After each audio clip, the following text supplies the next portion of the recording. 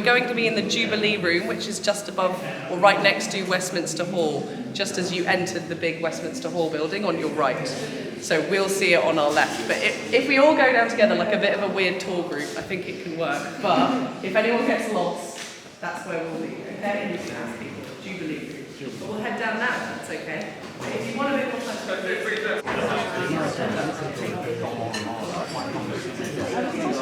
one of the vice chairs of the all-party parliamentary group on Eritrea, which brings together members of parliament from all different parties in the House of Commons and the House of Lords to focus on issues affecting Eritrea and the diaspora community around the world. I hope many of you have had the opportunity to view the exhibition in the upper waiting hall, and I recognise several faces actually from when that exhibition was first launched last year in the one of the resource centres up in North London in Islington.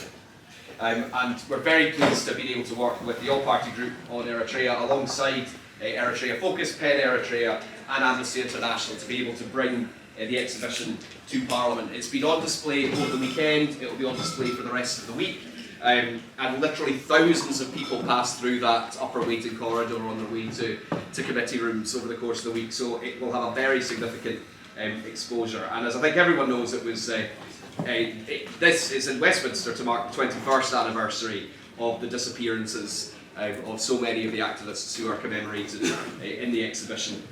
We have some very interesting speakers this evening, so I'm not going to say much more just now, but I would like to introduce my two parliamentary colleagues, Lynn Brown, a member of the House of Commons like myself, and David Alton, who I guess is not a stranger to many people from the House of Lords, has campaigned on these issues for a long time. But like a lot of parliamentarians, they have various commitments this evening, so I'd like to invite them both to say a few words of introduction before we move on to the formal guest speakers.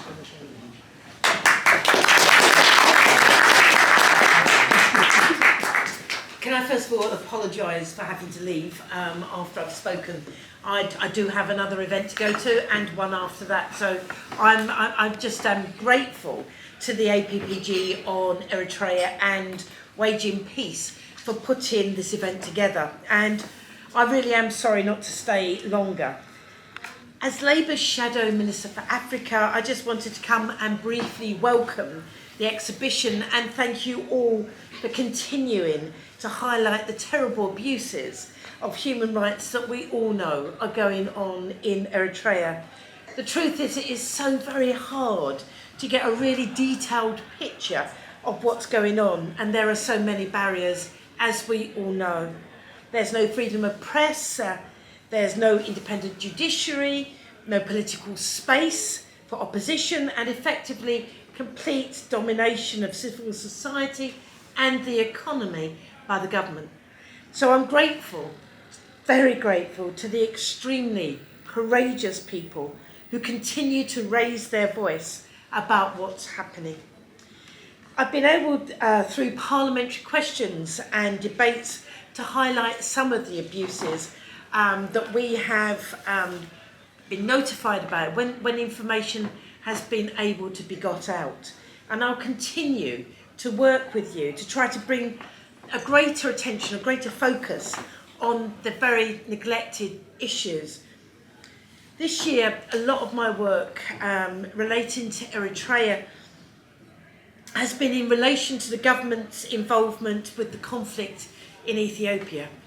And it's very clear that Eritrean forces, as well as others, have been involved in large-scale atrocities and abuses, including rape and sexual violence, on what can only be described as a significant scale.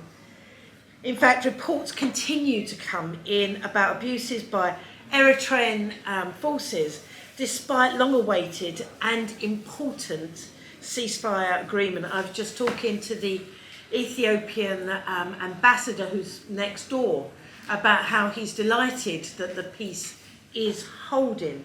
It is awful, therefore, that abuses are continuing and continuing at scale. We know Eritrean soldiers have themselves also, and I think this is something it is important for us to remember. We know that they have also been forcefully forcibly recruited and often brutalised, and there are no signs of genuine accountability for these abuses within the Eritrean military. I've repeatedly raised this and pushed the government to do everything that they can to get Eritrean forces out of Tigray and to support accountability. And accountability is quite obviously and clearly people being brought to book, brought to justice for the crimes that they have committed. Last Thursday, in a debate here in this House, I argued that if the government wanted to show that they are serious about using sanctions to hold perpetrators of sexual violence in conflict to account, they need to be looking to Eritrea as well as elsewhere. And this is to ensure that the Afwerki regime can't continue to use violence and abuse within the conflict in Tigray to further strengthen its brutal domination of the people of Eritrea. It seems clear that the relationship between the Afwerki regime and the government of Ethiopia is very important, and I'm going to continue to monitor this very closely and do what I can to highlight issues where I think the government could perhaps do more to support peace and justice for all the peoples of the region. I don't know how many of you were at or saw the conference last week about sexual violence and preventing sexual violence in conflict, and it was quite clear that the government was trying to push forward this idea that they would hold perpetrators to personal financial sanctions. That's all very well, but if we then fail to sanction, then there is merely warm words and no action that's going to change this world at all. So again, I thank you for this invitation to speak, and I welcome very much the exhibition upstairs, and I'm going to be encouraging my mates to go up and have a look and report back to me on what they see. I do hope that the rest of this evening is a great pleasure for you, and I wish you all the merriest and the happiest of Christmas times. Thank you. It's very good of you to come along, especially in your capacity as a shadow minister. It's very much appreciated. Lord Halton, if you would like to say a few words. Well, Patrick, thank you very much, and thank you, Lynn, for that those introductory remarks, which were so well said, and so you'd clearly given a great deal of thought to it as well, and I think we're all appreciative of that. We've now encountered one another on a couple of occasions dealing with these issues, and I think it's fantastic that there is an opposition frontbench spokesman who cares personally about this, and I think we need to give you as much encouragement as we can. But let me encourage Patrick as well, because it was really Patrick's work on Eritrea that kept the all-party parliamentary group going through good times and bad. And indeed, he was one of those who persuaded me that I should become co-chairman of the group in order to keep it going. But there is a real opportunity with the exhibition upstairs for some of you to be up there perhaps over the next day or so as MPs and peers pass through the upper waiting hall, going to the committee rooms and just saying, have you seen the exhibition? And if you could ask them one question, I would urge you to ask them, have you thought about joining the all-party parliamentary group on Eritrea? Because it isn't good enough that there is such small interest. You know, I've got a yellow and blue tie and shirt on today because I was meeting with some Ukrainians. But it really disheartens me, the disproportionate interest that we have in the terrible tragedy of Ukraine in comparison with how little interest we've shown in what has happened in Tigray and indeed in the neighbouring areas both in Eritrea and Ethiopia. Why is a life in Africa worth less than a life anywhere else? It should not be. And yet this has been like Africa's Great War, like the First World War. Vast numbers of people have died, and Eritrea's role in this has been malign. Eritrea has been a major reason why so many people have suffered from sexual abuse in the way that Lynn has just described, in terrible rapes and crimes against people, but also the use of food as a weapon of war, the terrible violence, the indignities, the destruction of life on a terrible scale. And the peace will not hold in Tigray until Eritrea is out of Tigray. We also need to hold people to account, and that's why I was so pleased today to meet Mohammed and his colleague. His Excellency, of course, is a special rapporteur on Eritrea, and it tells you all you need to know, that the Eritrean government, of course, will not give him access to Eritrea. That is the same for North Korea, by the way, as well, and for Iran. It makes a mockery of the United Nations when good men like this are given a mandate by the UN to oversee and investigate the abuses that are taking place in a particular jurisdiction, when the government of that country, which even sits on the United Nations Human Rights Council, what a mockery it makes of that this government will then not allow access by the Special Rapporteur to do his job. And it was a real privilege for us. We spent an hour or so this morning together talking through many of the issues that we've just been discussing. So it gives me heart that we have a man like this. It gives me heart also that people like you would come along here, that we have the exhibition. I saw it when it was in North London. I'm glad it's here. We have to raise people's awareness, and that's where the diaspora is so important. We recently had an inquiry, which I chaired, into the 2% tax. I feel quite indignant that Eritrea is able to use the opportunity to raise money by effectively intimidating people into believing that if they don't pay this money, there will be repercussions for them and their families, and that they then use this as a war chest to carry out the kinds of crimes that we've seen happening in Tigray. If you look at the amount of money it raises in Saudi Arabia alone, it is vast. These are enormous sums of money that are supplying weapons and munitions to enable the atrocities that have occurred. So please use that report.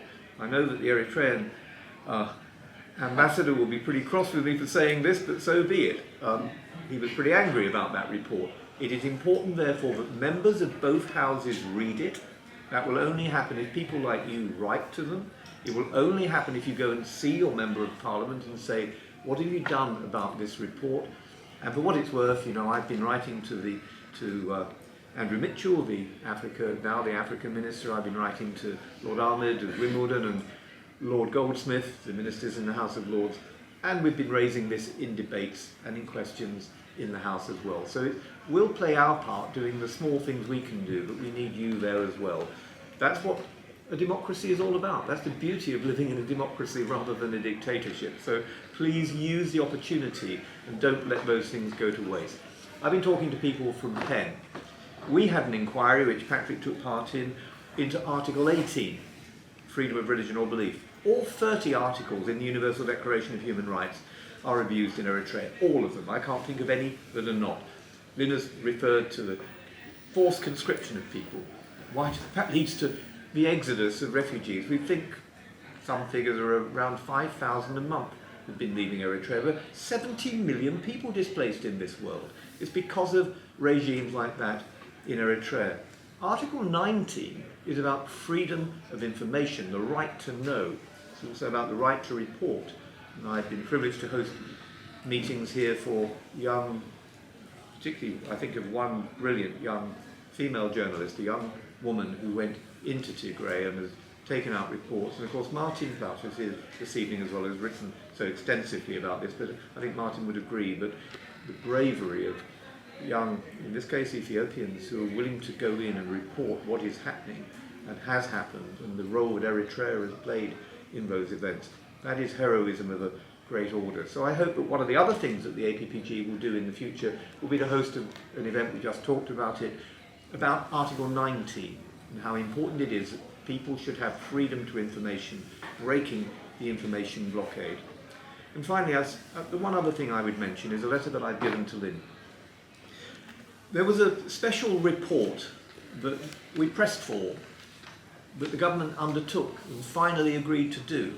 It's called a JACS report, into their assessment of the factors that have led to the crimes that have been committed in Tigray.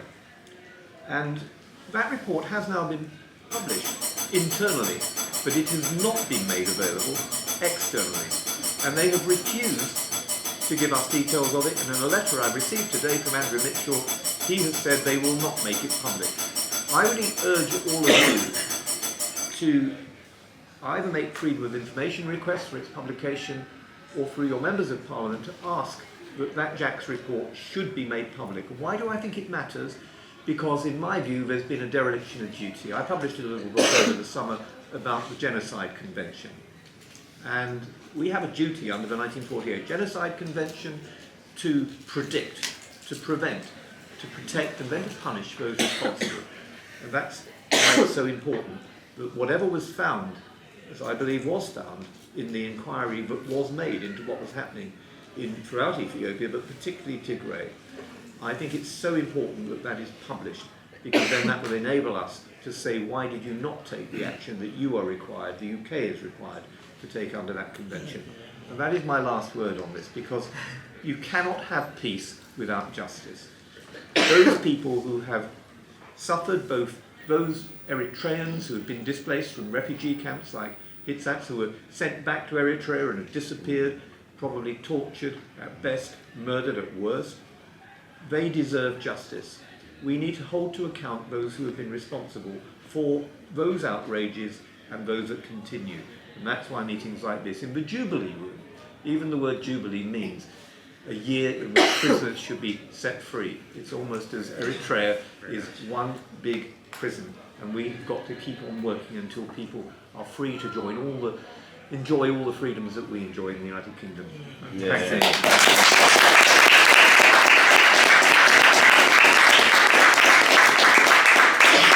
Thank you both very much. I think that's a very... I'll introduce myself first. My name's Rob Coward. I work for the Foreign Commonwealth Office. I'm the desk officer for Eritrea and Djibouti. And I'll keep this brief. Just to echo what Lynn Brown MP and Lord Alton have said. Getting through to Eritrea and appreciating that they are responsible for the repression of their own citizens, for atrocities in Tigray, that's accepted. One of the things that we've struggled with as well, personally, just looking at that the display upstairs, the exhibition, about people, brave women and men, who all they wanted was to enjoy freedom, constitution, an open society, then disappeared due to dissent from the government. It's incredible that that's happened. It's inexcusable, really. It's barbaric. I studied Latin American politics, and I remember studying about Argentina and the disappeared, things like that as well, and to see it again replicated, and also the fact that they're on the Human Rights Council of the UN as well, not adhering to the Universal Periodic Review, not adhering to any openness so that the Special Rapporteur can continue his mandate, a closed society, and with all due respect, we've got a very limited interaction with the government, reaching them at the high level. We're trying our best. We maintain a dialogue with the government. They're not the most easiest to negotiate with. There are very few levers that we have. But one thing we will never lose sight of is the fact that we are, we hold them to account at every opportunity, and that's with our embassy in Asmara, through our multilateral partners in New York and in Geneva. We will always be against this arbitrary detention of innocents and the lack of justice.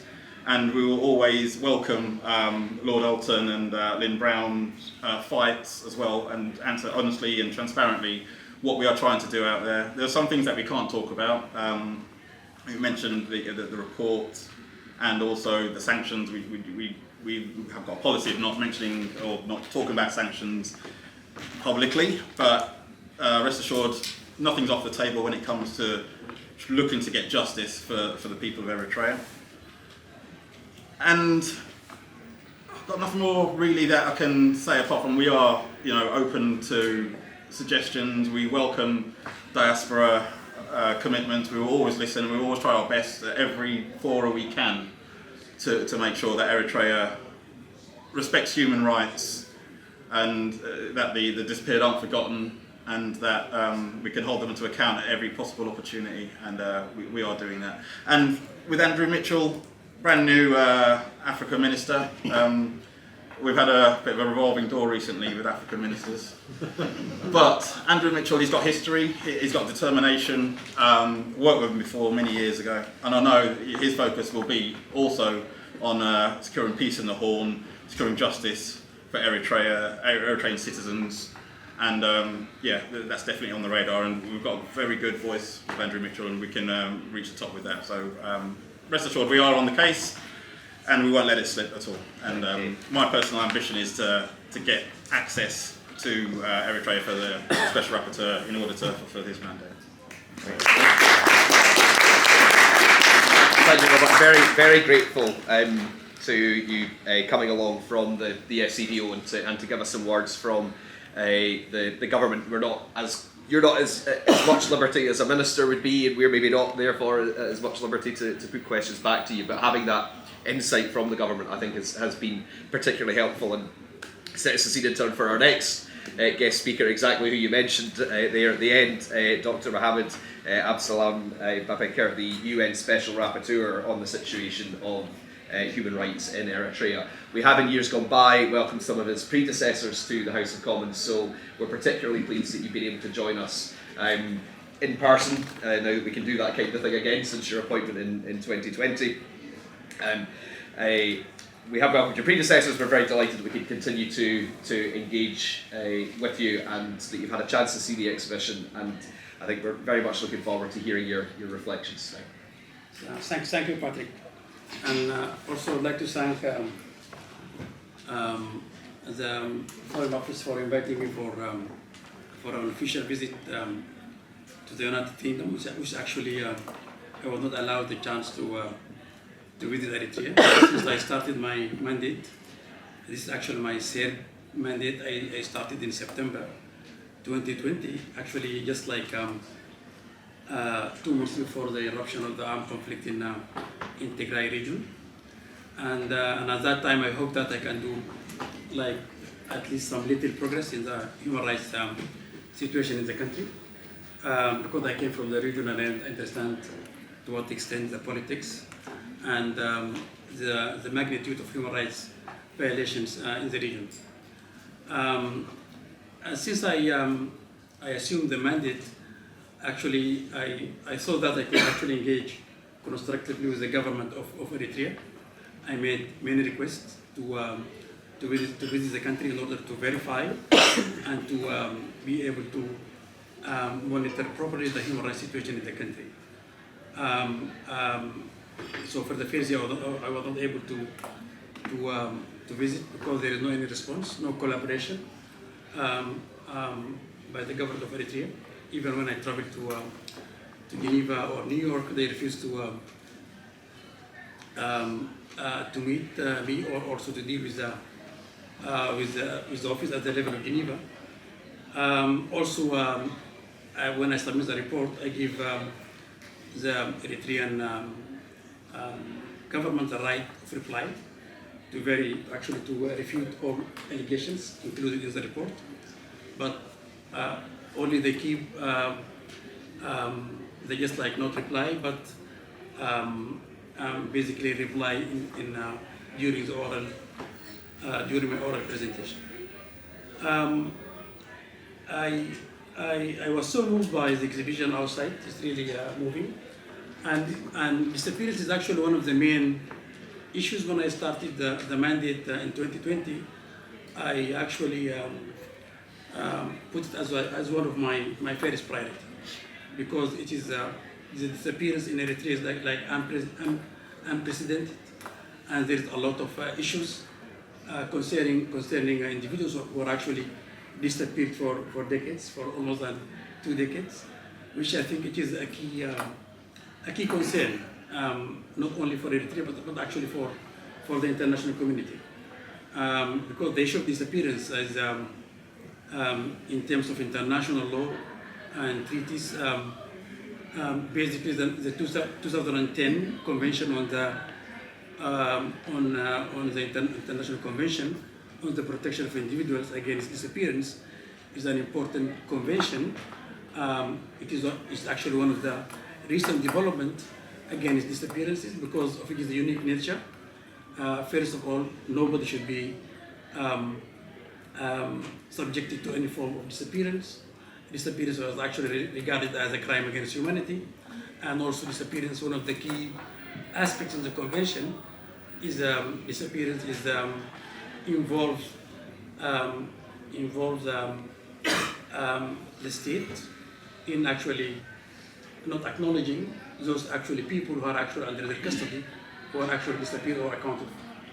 And this is one of the key features in Eritrea, because disappearance is actually linked with the context, especially when you don't have an independent judiciary or independent investigative system or a rule of law in a country where, as you know, governed by one party. It would be very difficult for people who are actually disappeared to be able to access the justice system. And I think this is one of the key challenges facing Eritrean who are actually inside jails without any information, even including their families. During the last 2 years, I did my best to meet with families, trying to work on disappearance files, but it proved to be a very difficult task in order to at least to have some information with regard to different cases. And in my last report, in June to the Human Rights Council, I was so clear that the issue of disappearance is one of the key issues need to be addressed by the Human Rights Council. And in my last report, last October, I actually was so critical about the United Nations human rights system, because I was given a mandate but not being able to access the country. Not only myself, but also my other two predecessors, and Eritrea now under the UN Special Procedure System for since 2012, and now like almost 10 years without any progress with regard to special rapporteurs being able to access the country. And I think this is like not acceptable in the United Nations system. And then we have discussion with the Foreign Office and also as the member states at the level of Geneva, that the United Nations Human Rights Council has to be able to make some progress with regard to the situation of human rights in Eritrea, and in particular the disappearance of many individuals who are not yet accounted for.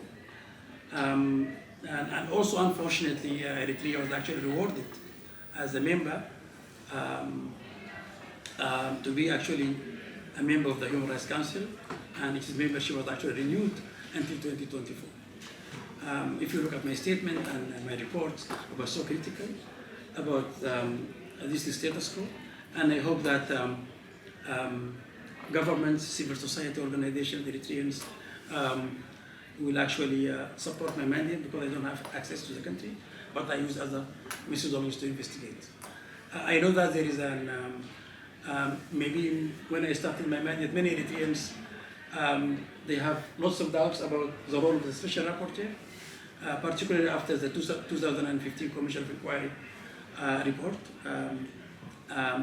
which actually documented a lot of violations committed in Eritrea. But there seems that there isn't any move. My role is actually try to at least to hope that governments, civil society, individuals, so that we can work together for the sake of at least providing little progress in the human rights situation of the country. I thank you again for the invitation, and also I'd like to thank Madi for the invitation, and Lord Alton. We have a very good discussion this morning, and thank you so much for that.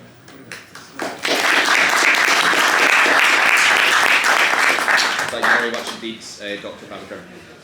So to sort of respond, if he doesn't mind, I'm going to ask IBAN from the PEN Eritrea, who have supported the exhibition and tonight's event, and I'm sure he's well known to many of us. But we're keen to hear from you. Thank you very much, and thank you everyone for coming. Thank you, Dr. Mohammed, and nice to meet you, Shukran, and thank you, Robert. Thank you, Mani. Thank you, everyone.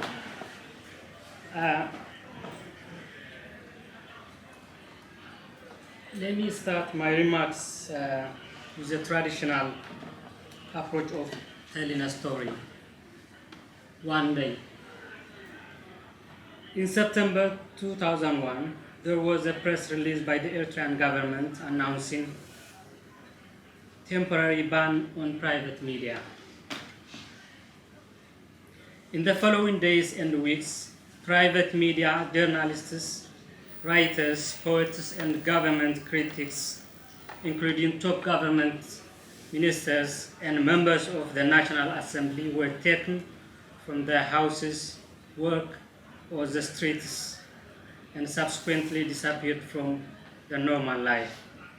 Families and friends hoped that the detentions would not last longer than weeks or maximum a few months. But their hope started to fade when the government launched a massive campaign against them, accusing them of treachery and conspiring with foreign countries. Ever since, no one has known about their whereabouts. The press release to ban freedom of press was released 21 years ago, on Tuesday, the 18th of September 2001. We clearly watched, heard, and read the temporary ban on government TV, radio, and in print. But the temporary ban became half a century, yet it's not certain when it will end. It's 21 years since people were kept incommunicado under inhuman conditions without any trial or charge. Eritrea, under the authoritarian government, is a perfect adaptation of George Orwell's dystopian novel 1984. The country is ruled by fear, where freedom, everyone's right at birth, is taken from people, and having an opinion is punishable by solitary confinement and slow death. Who would imagine that in 2022, Room 101 is relevant in Eritrea? The regime works tirelessly to ensure no one speaks about forced disappearances and freedom of expression. Isaias Afwerki, the unelected president of Eritrea, and his henchmen strategically worked to erase political prisoners from memory and history. The images, videos, or literary works of the detainees are nowhere to be seen in the media in the country. Videos and group photos taken before 2001 are deliberately edited to exclude the imprisoned human rights defenders, writers, and media journalists. Afwerki does not want any trace or evidence of those people have ever existed. Therefore, we are here in the Parliament to view an exhibition featuring the images and panels of prominent individuals and thousands they represent. We are here to defy and challenge the acts of cruelty and injustice. We are here because we all agree that the word temporary does not mean forever. We are here because we are all agree that having an opinion is not a crime. We are here because we do not want to allow injustice to flourish in front of our eyes. We are here because we are responsible to one another. Our adversaries are cowards, afraid of being told the truth. They want us to admit defeat, and our wait is meaningless. On the contrary, we will win the arguments because we are on the right side of history and humanity. Together, we will fight them to the end and tell the truth and reverberate the voices of those universal heroes. We are here to project the voices of the fearless individuals, their voices everyone heard in 2001, even their tormentors.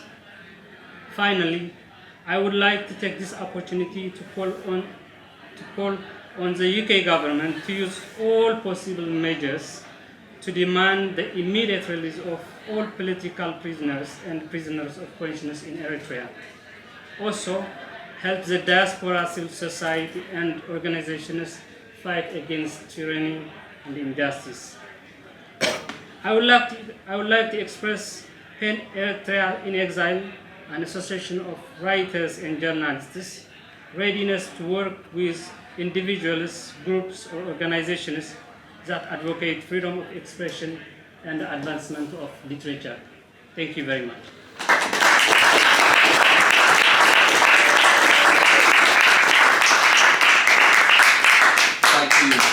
Thank you so much. I don't think very much more needs to be said after that. Your passion is there for all of us to see, and I think it's a passion shared by everybody in this room. Over the years, I've been to many meetings now of the all-party group, and the testimony we hear every time of people who've been affected always moves us. Families who don't know where their relatives are, or even if they're alive. The stories of detention and conditions that beggar belief, and people rounded up and asked to fight in the costly war in Tigray. And of course we hear from people who, everyone that lives in the UK is a constituent of somebody. Everyone that lives in the United Kingdom has a member of Parliament, and that's why, as Lord Alton said at the start, it's so important. That's where I first became aware and interested, because in Eritrea, I remember someone who lives in my constituency, who was originally from Eritrea, came and said, you have to pay attention to this, you have to sit up and take notice. And that's why, here I am, years down the line, continuing to do that. So that kind of engagement is so important. And here's another MP, Fleur Anderson, another Labour front bench spokesperson. And we've heard, as David Alton said, about the long arm of the Eritrean regime and the impact of the diaspora tax. So this week, I think we've timed this quite well, because Saturday is Human Rights Day and Friday is the International Day of Commemoration and Dignity of the Victims of the Crime of Genocide and for the prevention of that crime. So it is a very fitting time, I think, that we've managed to bring the exhibition with us. And we want the individuals that are pictured, as well as the thousands of others who remain detained without charge and incommunicado in Eritrea's secret prison network, to know that they're not forgotten. We want British parliamentarians and the wider British public and everyone who passes through the upper waiting hall over the next few days to see and to say their names. So this was we had planned this to be reception style, but we've ended up with a table. But I think we've got an opportunity now to perhaps refill our glasses, warm up a bit by moving around, speak to each other, make contacts if you haven't already. I'm sure our guests would be happy to have a conversation with people individually. But I just want to thank once again the organisers and the sponsors of the exhibition, particularly PEN Eritrea, Amnesty International and Eritrea Focus, the small team of volunteers who put it all together, Martin Plout, I know, and others did a lot of work, as did Maddie, who's been mentioned a couple of times, and Malcolm, my own office manager, has helped make sure everything runs very smoothly. So I just want to thank once again and congratulate, though, ultimately the photographers and their artists, because it's their courage and their talent that have brought the exhibition to life and have produced images that I think will stay with all of us for a long time and inspire us all to continue in that struggle for justice and freedom in Eritrea and around the world. So thank you all again. Sponsors will be very kind with refreshments, so